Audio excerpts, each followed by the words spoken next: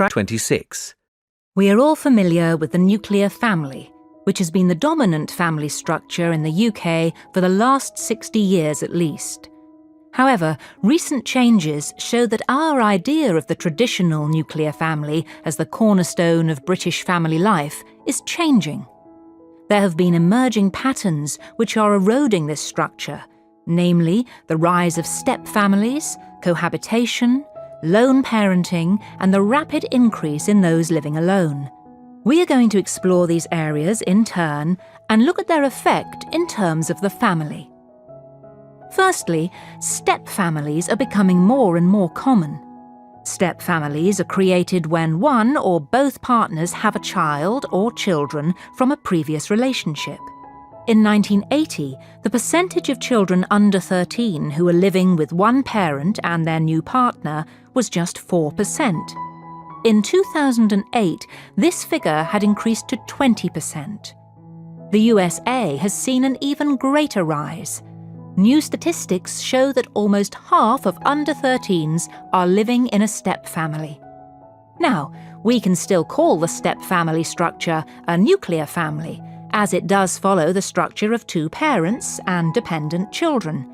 However, it also creates somewhat of a nuclear blur. Step brothers and sisters may belong to two family units, so where do we draw the line at which family they belong to? Cohabitation, when partners do not marry yet live together as a family, has also increased. In 2006, of the 17.5 million families in Britain, nearly 3 million of these comprised unmarried couples. What does this mean to the nuclear family? Firstly, the traditional view of a nuclear family requires married parents, so we can't put these types of family under this umbrella. Statistics show that even if cohabiting couples have children, they are more likely to separate than their married equivalents. Lastly, we need to look at the rise of the DINKs, which stands for Dual Income, No Kids. As Clark and Henwood outline, many cohabiting couples are choosing a life without children, putting consumer spending first. Lone parenting is a relatively recent family structure, which has rapidly grown in the last half-century. In 1972, only 1 in 14 children lived in a lone parent family. When we compare this with today's figure of 1 in 4, we can see that this is a rapid increase. In the past, lone parenthood was overwhelmingly the result of a death of a parent. Nowadays, however, it is increasingly a choice. Some sociologists argue that this increase is due to the outlook of women. Where women once were willing to accept an unhappy or abusive marriage, now many will choose lone parenthood. Often, this can be just a transitory phase before they find a new partner. This view of women's attitudes and lone parenting is highly debated because some figures show that the largest group of lone parents are mothers who have never married. You can find counter-arguments for these ideas in Butler and Jones. One difficulty for single parents is that they are a social group who are much more likely to suffer from poverty and hardship. They are more likely to live in rented accommodation and have childcare issues. Lastly, an increasing number of people are choosing to live alone. The number of people living alone in Britain has more than doubled in the last 20 years. In 1990, just over 4 million people lived alone. Now this figure has reached 8.5 million, an incredibly rapid growth which has had enormous effects on the traditional nuclear family. This number represents a great chunk of the population who, either by choice or necessity, are outside the traditional family unit. Some think that these changes may not help the community. In fact, there are many arguments that this rise in alternative household structures will create a more isolationist and less community-based society, where close bonds, which are usually formed within the family, have no place.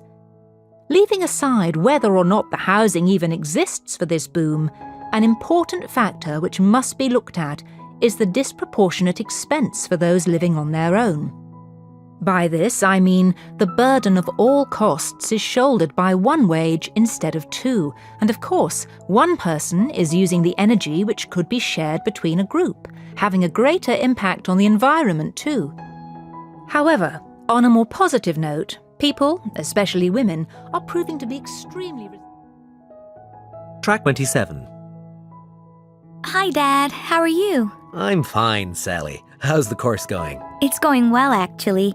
I'm really enjoying my math course at the moment, mainly because it's not that difficult compared to the other modules. Good. And what about the tutors? What are they like? Well, I've got 4, and they're all highly knowledgeable.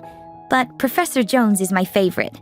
I really respond well to the way he teaches. And are your fellow students nice too? Yes. I've made lots of new friends, and everyone seems to be very hardworking. The course has lots of group work, but to be honest, this isn't really the way I like to study. I prefer to study alone. Oh, well, I suppose not everything can be perfect. I know, Dad. You're right. In fact, there is one thing I'm a bit concerned about. My statistics module. I think I might not pass it. Well, let's wait and see, shall we? There's plenty of time to improve. Don't worry about it yet, okay? Thanks, Dad. I'll try not to. Track 28. A. Excuse me, can you tell me where the bank is, please? It's opposite the cinema, next to the supermarket. B. Excuse me, can you tell me where the bank is, please? It's round the corner from the supermarket. C. Excuse me, can you tell me where the bank is, please? It's up the road from the supermarket, beside the cinema. D. Excuse me, can you tell me where the bank is, please? It's at the opposite end of the street from the cinema. E. Excuse me, can you tell me where the bank is, please? It's behind the supermarket, which is near the cinema. Track 29. Hi, Jane. How are you settling into life at university? Fine, except I don't really know what there is to do in town. I haven't had time to look around yet. You've been here for a year. Could you give me some ideas? Of course. There's lots of places for students. Firstly, if you go across the bridge over the river outside the campus and turn left... Oh, no, sorry. That's the garage. Turn right. Then you'll get to the bowling alley, which is really popular at the weekends because it's so close to the campus. On Friday nights, they have a special discount for students. Oh, that's great. I love bowling. So, do you like sports, Jane? Yes, I go running and swimming, and I play badminton. In that case, there's a running track behind the university campus, and I think they have a badminton court at the sports centre. Actually, I'm happy just to run in the park. Well, there's a large park in town too. If you go down the road opposite the bowling alley and take the first right, then you'll get to the park. It's quite big and there's a lake in it. You can take a boat out on it. The university rowing team practice there. What about places to eat out? Are there any good student hangouts? Absolutely. There's the Elm Tree Cafe, which is down the road from the post office in the opposite direction from the river. The cafe is on a fork in the main road, and it's quite an institution round here. Okay, well, I'll have to check it out. I'm looking for a part-time job, so maybe I'll be able to find work there. You should try. They're always looking for new staff, and they often hire students. Now, have I forgotten any other important places? Oh yes, you like sport, so I should mention the leisure centre. Don't get it confused with the swimming baths, which are down the road from the supermarket. The leisure centre is opposite. There aren't any swimming baths there, but you can get a student leisure card which will let you into both. So, you see, there is quite a lot to do in this town. It seems like there is. Well, thanks for all the information, Sophie. No problem. See you soon. Track 30. 1. 78A High Trees Street, Sydney, 2316. 2. 354 Castle Avenue, Edinburgh, E5 7HU. 3. 86 The Drive, New York, 45008. Track 31. Hello, have you come to enrol for your course or pay your fees? Both actually. OK, that's fine. You can enrol here with me and then go to the next desk for fee payment. So, first of all, can I have your name? Yes, it's Peter Taylor. That's Taylor with a Y. So, it's Taylor. That's right.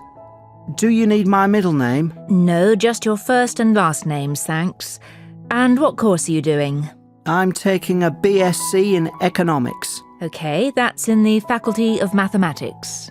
Oh, I thought it was in the Faculty of Business and Management. It was last year, but the course has moved to the Mathematics faculty this year. Oh, thanks for letting me know. No problem. Now, where are you going to be living? On campus or in private accommodation? University accommodation. I'm in room 112, Ashley Residence. Did you say Ashley Residence, the one in Duke Street? It's just that there's another residence called ASCII Residence, so it's confusing sometimes. I don't want to make a mistake on the computer records, otherwise you won't receive any university mail. It's definitely Ashley. ASHLEY. Great. And what about your home address? On our records it says 56 Grove Street, Manchester, M1 9JA. Is that correct? Actually, there's a small mistake. It's M4, not M1. The rest is correct, 9JA. OK, I think that's all. You're enrolled on your course, so you can go and pay your fees now. Thanks, bye. Track 32. Hi there, can I help you? Yes, I'd like to find out more information about the services here at the Students' Union. Of course, we're here to help you throughout your time at university. So, what kind of help can you give me exactly? Well, our job focuses on three main areas: giving advice and information to students, arranging social events, and campaigning for students' rights. Right. And what about help with things relating to everyday life? Well, we have a team of 6 advisors who work part-time and have expertise in certain areas, including accommodation and travel. Oh, that's great. And how can I contact the advisors? Right, there are several ways. You can come into this office and speak to an advisor in person, or email us if you can't come in. And there's also a 24-hour helpline. You can find the helpline number on your student card. And you can call us at any time of day or night with any questions or worries you have. OK, and thanks for your help. You're welcome. Track 33. Hi, how can I help you? I'd like to register to use the library, please. OK, that's fine. Now, can I have some details from you? What's your name and student ID number? Simon Anderson. That's ANDERSON. The student says that his name is Simon Anderson, so the answer on the form is Anderson. Now we shall begin. You should answer the questions as you listen, because you will not hear the recording a second time. Listen carefully and answer questions 1 to 4. Hi, how can I help you? I'd like to register to use the library, please. OK, that's fine. Now, can I have some details from you? What's your name and student ID number? Simon Anderson. That's ANDERSON. And ID number? Hold on. Let me look. It's AND 105763.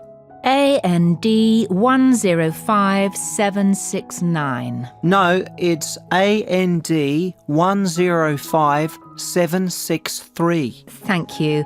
And what course are you studying, Simon? Geography.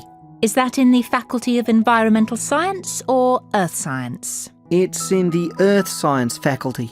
Right. Now, are you living in university halls of residence? No, I'm in private accommodation. Do you need my address? Yes, please.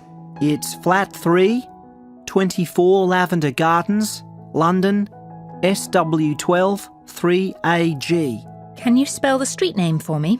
Yes, it's Lavendeer Gardens. And do you have a contact telephone number? Is my mobile number okay? Yes, that's fine. Just let me find my phone. Right, the number is 079 885 66341. Let me just check that. 079 885 66341. So, Simon, did you have a tour of the library facilities during your induction? Unfortunately, I missed it. Could you give me a quick tour now? Track 34. I can't give you a tour now, I'm afraid. I have to stay here at the help desk. But I can show you places on this map of the library.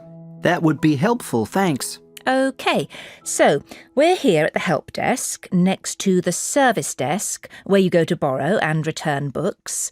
The maximum number of books you can borrow at any one time is 10. Yes, I see. Opposite the service desk is the training room, which is used by library staff to give demonstrations of the computer systems to staff and students. But the entrance is round the other side. Is the training room beside the quiet room? Yes, that's right, with the entrance round the front too. It's important to remember that all mobile phones must be switched off in this room. Of course. And what about books? Where can I find the books for my course? Good question. You're studying geography, so if you walk past the service desk, turn left and continue on past the philosophy section, you'll find the geography section. The copying facilities are on the left. Now, one more important thing is the group study room and the booking system.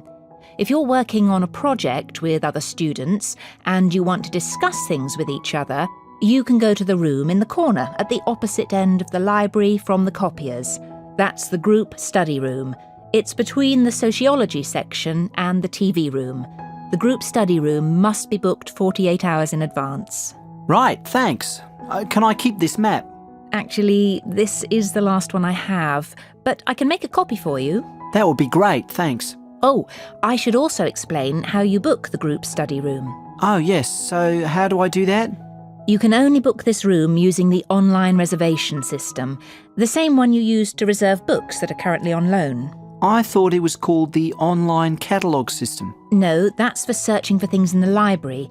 The reservation system is what you use to make a room booking. And can I access that from outside the library? Yes, via the library website. You will need to enter the name and student number of each student in the group too, so make sure you have these to hand when you make the booking. But all this is explained on the homepage of the website. Once you've made your reservation request, you'll receive a confirmation email from the library to say whether your booking has been successful or not. If not, you can try to arrange another time. Well, that sounds fairly easy. Yes, you'll be fine. It's all quite straightforward, really. Thanks. Track 35. Now, not only do we have lots of historical architecture here in the town of Tanbridge, we also have a rich variety of famous residents.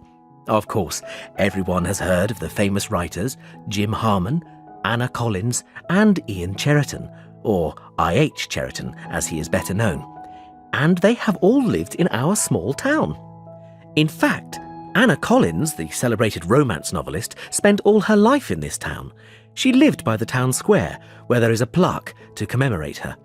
She died in 1968, and you can see her gravestone in Tanbridge Cemetery.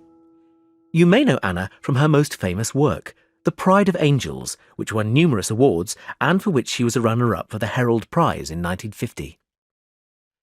James Harman also lived here between 1975 and 1990. A best-selling horror writer, he got many of his themes for his haunting novels from this very town.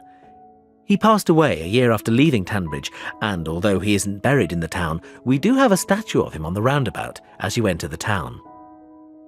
Now, I.H. Cheriton has been the Poet Laureate for 3 years, and he lives in Tanbridge today. His home is the Red House by the river. Not only a poet, he has also written 10 novels that have topped the book sales charts. He always does a lot of work for local charities and is quite a gem in this town. Lastly, another famous resident of Tanbridge is Sylvia Daniels. She grew up in Tanbridge and went to the local comprehensive here. You can see her childhood home just across the river by the post office. Now, I am sure you all know her for her latest film, Planet Dust, which has just reached #1 at the cinema box office. But she wasn't always an actress. Before she headed for Hollywood, you could have seen her waiting tables in the Dorridge restaurant here in town. She often comes back to visit, as her family all still live here.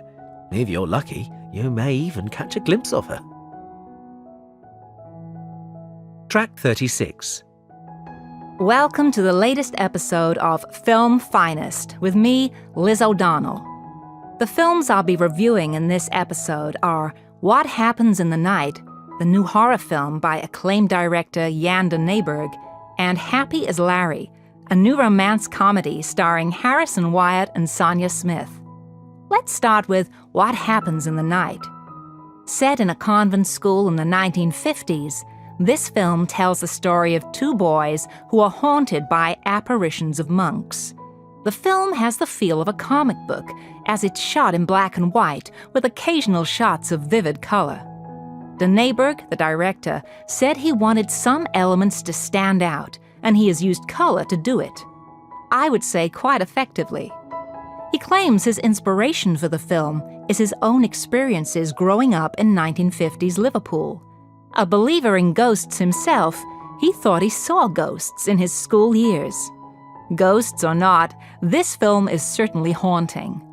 What Happens in the Night is a film that will scare you. I wouldn't say it's the best horror film to come out this year, but it's certainly shot beautifully. And it's not hard to follow. So, unlike some recent horror films, you don't have to sit in dedicated concentration for 2 hours trying to keep up with a complex plot. An enjoyable film. I would give it 4 stars. In Happy as Larry, Sonia Smith and Harrison Wyatt play two people who fall in love but cannot be together because of their families. The build-up to the film has certainly been epic, with gossip about both co-stars in the papers. Rumor has it that Smith and Wyatt aren't the best of friends. In fact, on the set, they barely spoke to each other. I have to say, though, this doesn't come across in the film, and they look like a great couple. Happy as Larry is a move away from the usual films Sonia makes. She is better known for her roles in action films, but she has shown herself to be a capable comedy actress. However, I'm not sure this is the finest film to do it in. Both men and women alike can get something from this film, but the romance angle is overplayed, and the laughs are few and far between. If you want romance, this film is fine, but if you want comedy, I would recommend seeing something else. I would give it 3 stars. Now, there are some new video releases which are gonna be coming out in the next month. Track 37. So, we have Phyllis Bailey here to talk to us about Fame. Her new book, Famous for 15 Minutes, is coming out on Monday. So, Phyllis, welcome. What do you think fame means to us these days? Well, famous people are everywhere, and although we know nearly all there is to know about these people, their lives are splashed all over magazines and television, they've retained their mystery. The public are always eager to find out more about them, and this fuels the paparazzi to photograph them. It's true that there are more celebrities around than ever before, but the number of really important famous people probably hasn't changed greatly. This is because people became famous for only a short time. Andy Warhol once famously said, "In the future, everyone will be famous for 15 minutes." And I think there's some truth in that. One day, a person is famous, and the next, they are forgotten. Take, for example, contestants on reality television shows. After maybe 6 months, we never see them again. This also highlights another characteristic of fame.